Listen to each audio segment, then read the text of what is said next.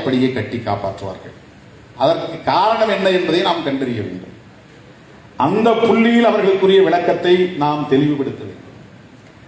இன்றைக்கு சீனர்கள் வந்து அம்பன் தோட்டாவிலே துறைமுகத்தை கட்டுகிறார்கள், கப்பலை கொண்டு வந்து நிறுத்துகிறார்கள் என்றால் அது இந்திய அரசின் பாதுகாப்புக்கு எதிரானதாக இருக்கும். இந்திய அரசை பாதுகாக்க வேண்டுமானால் சிங்களவர்களால் முடியாது, அங்குள்ள ஈழத் தமிழர்களால் தான் முடியும். இதை நாம் இந்திய அரசின் பார்வைக்கு எடுத்துச் செல்ல கடமைப்பட்டவர்களாக இருக்கிறோம். தமிழர்களின் துணையோடு அவர்கள் தமிழர்களின் பக்கம் நின்று சிங்கள ஆட்சியாளர்களையும் சிங்கள ஆட்சியாளர்களுக்கு துணையாக இருக்கிற சீனா போன்ற ஏகாதிபத்திய நாடுகளையும் எதிர்கொள்ள வேண்டிய தேவை இருக்கிறது. எதற்காக 5 இயக்கங்களை குறிப்பிட்டு இந்திரா காந்தி அம்மையார் பயிற்சி கொடுத்தார்? எந்த காங்கிரஸை நாம் விமர்சிக்கிறோமோ, எந்த தலைவரை நாம் விமர்சிக்கிறோமோ, அவர்கள்தான் இந்த ஆயுத குழுக்களுக்கு பயிற்சி கொடுத்தவர்கள், ஆயுதம் கொடுத்தவர்கள், இதை வளர்த்தவர்கள், இதை வலிமைப்படுத்தியவர்கள். இந்த வரலாற்று உண்மையும் நாம் மறைத்துவிட முடியாது.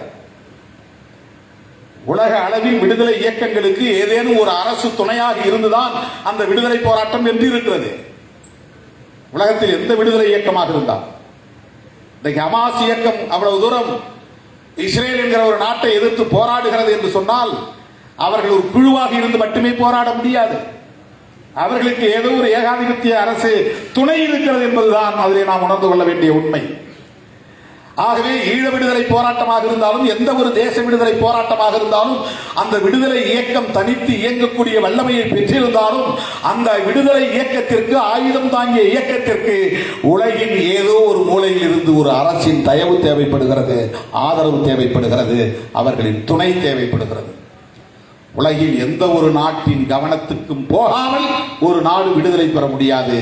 ஏகாதிபத்தியங்களின் பார்வைக்கு செல்லாமல் ஒரு நாடு தோன்றிவிட முடியாது. அப்படி என்றால் நாம் முதலிலே நமக்கு எந்த நாட்டின் துணை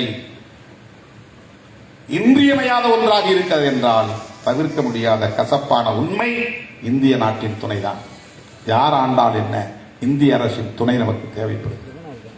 அந்த இந்திய அரசின் துணையோடு தான் சர்வதேச சமூகத்தின் ஆதரவை வென்றெடுக்க முடியும். அந்த அடிப்படையில் தான் நமது உத்திகள் அமைய வேண்டும். இதை புரிந்து கொள்ளாமல் இவன் தான் காரணம், இந்த கட்சி தான் காரணம், இவர்கள் தான் கூட்டணியால் இப்படி அழித்தொழித்தார்கள் என்று பேசிக் கொண்டிருந்தால் நம்மை நாமே சிதைத்துக் கொள்வதற்கு வழிவகுக்குமே தவிர அதனால் எந்த பயனும் விளையாது.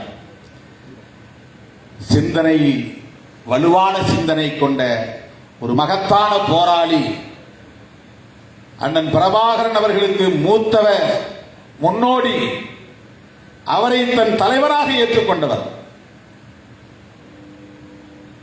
ஈழத்தந்தை செல்வாவை கருத்தியல் தலைவராக ஏற்றுக்கொண்டவர்.